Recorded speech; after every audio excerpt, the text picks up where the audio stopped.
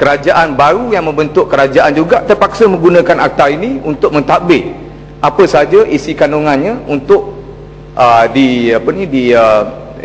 dijaga atau dilaksanakan kepada seluruh masyarakat di dalam negara. Sebagai contoh, negara kita terpaksalah kita gunakan akta ini. Sebab itu saya berhajat untuk berbincang atau mengemukakan hujah di atas serang undang-undang pindaan akta sewa beli ini, untuk melihat terlalu lama kita tahan atau kita tunggu untuk membuat satu pindaan. Saya rasa ini adalah satu peluang yang cukup keemasan kepada rakyat Malaysia. Kalau benar sekiranya kita nak larikan masalah yang membelenggu rakyat Malaysia begitu lama akibat kongkongan perjanjian sewa beli yang menyebabkan mereka terhimpit, ataupun kalau benar kedudukan tanggungan hutang akibat sewa beli ini menyebabkan kita akhirnya membentuk satu middle income trap, kerana 81% rakyat Malaysia memang terpaksa bergantung harap atau bergantung kepada akta sewa beli ini untuk memiliki harta seperti yang disebutkan oleh rakan-rakan yang lain tadi. Kalau itu bermakna ada sumbangan kedudukan sewa dan beli ini, perjanjian ini terhadap kedudukan semasa equity atau pemilikan rakyat Malaysia. Tidak boleh disangkal. Datuk Yang Tua,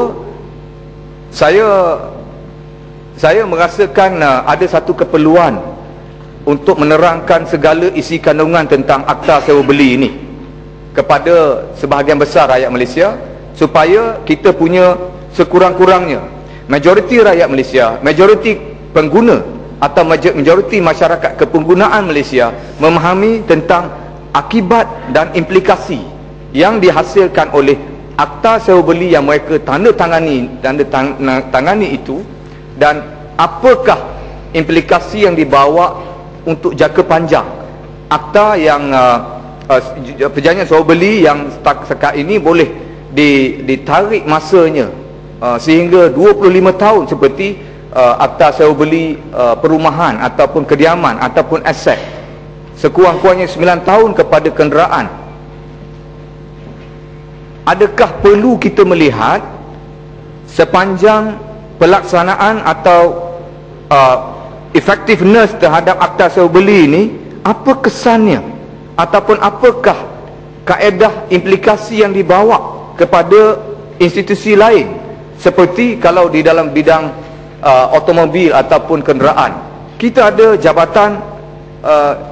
jabatan pengangkutan jalan yang menjadi agensi mengawal selia dan mentadbir kedudukan ataupun hal ehwal yang bersangkutan dengan kenderaan itu. Walaupun sewa beli itu sebenarnya hanya melibatkan antara penyewa, peminjam dengan pemberi pinjam, tetapi ada satu institusi lain yang terlibat, iaitu Jabatan Pengangkutan Jalan. Dan sekiranya kenderaan itu melibatkan kenderaan yang diimport, ada satu lagi agensi kerajaan yang terlibat, iaitu Jabatan Kastam Diraja Malaysia. Dan selain daripada itu, ada lagi satu institusi yang jauh lebih tinggi jurisdictionnya ataupun kuasanya, bidang kuasanya, itu Kementerian Kewangan yang mengendalikan institusi perbankan atau institusi kewangan pemberi pinjam melalui akta-akta lain. Dan ada lagi satu, Tuan Yang Ketua, iaitu badan yang sepatutnya mengawal selia institusi-institusi pos pinjaman ini, seperti yang disebutkan oleh rakan Rembau tadi, yang menumpukan kepada masalah kes-kes penarikan balik kereta atau repossession of asset ini. Ini satu rantaian yang cukup besar, rantaian yang cukup luas. Saya rasa akibat yang dibawa oleh akta sewa beli ini bukan hanya menghimpit atau membelit pengguna dari segi perjanjian di antara pemberi pinjam dengan penerima pinjaman. Bukan itu saja, Datuk M. Tua. Dia juga melibatkan Kastam, JPJ, institusi kewangan, perbankan, dan juga satu kumpulan ataupun satu masyarakat yang tersendiri, yang ada rangkaiannya tersendiri. saya tidak rasa semudah itu kumpulan ataupun masyarakat penarik kereta yang mempunyai lesen, tidak berlesen, diiktiraf, tidak diiktiraf, white or black, surface, underworld, ini satu masyarakat tersendiri yang telah pun wujud lebih pada 40 tahun. Mereka mempunyai keprofesionalan, mempunyai kepakaran mereka yang tersendiri.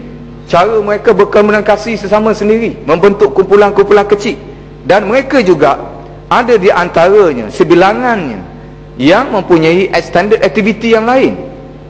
Apa kata Tuan Yang Pertua, kerana rantaian ini terlalu besar, kita tidak dapat menyelesaikan kes-kes penyeludupan kenderaan mewah di luar negara. Baru ini pejabat kastam di Raja Malaysia berjaya mengatasi masalah penyeludupan kereta ke negara Sudan, ke negara Afrika.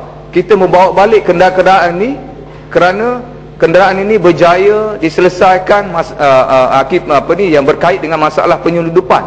Bagaimana kenderaan yang begitu besar, saiznya boleh diseludup begitu mudah sekiranya tidak ada kaitan di antara rantaian-rantaian ini. Dan sebahagian besar daripada kenderaan itu juga terkandung atau jatuh dalam pengawalan ataupun mengena dengan akta sewa beli, kerana kenderaan itu masih di dalam tempoh keberkesanannya untuk perjanjian sewa beli ini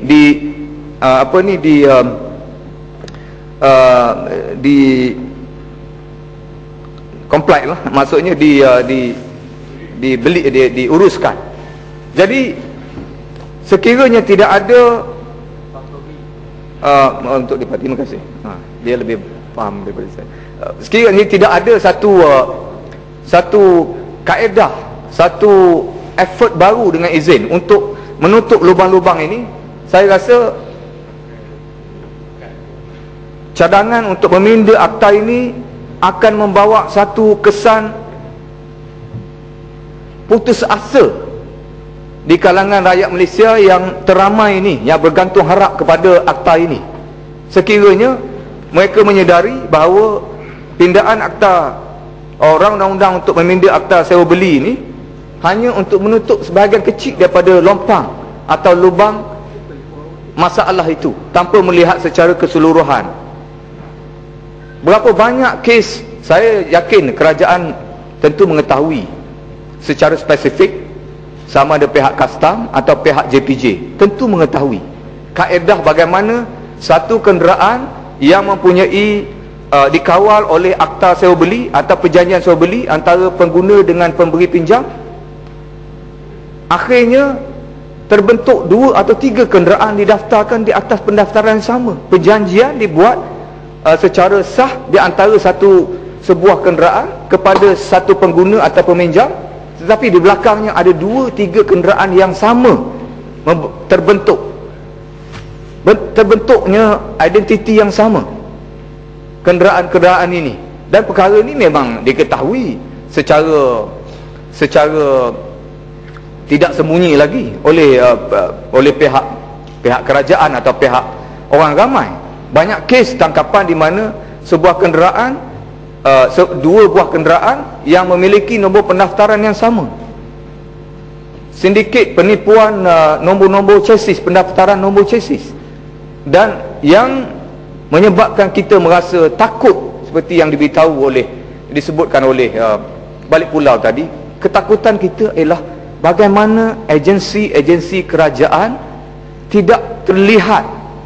Kalau betul alasan diberi kata overlook, ataupun satu keadaan yang lebih mengerikan kalau terlibat. Bagaimana kalau akhirnya kita mendapat tahu agensi ini terlibat sama, bersekongkol untuk menghasilkan keadaan-keadaan ini? Apa kata? Bukan saja perkara ini menimbulkan suasana penganiayaan kepada pengguna, tetapi dia menimbulkan satu keadaan yang jauh lebih besar masalahnya dalam negara kita.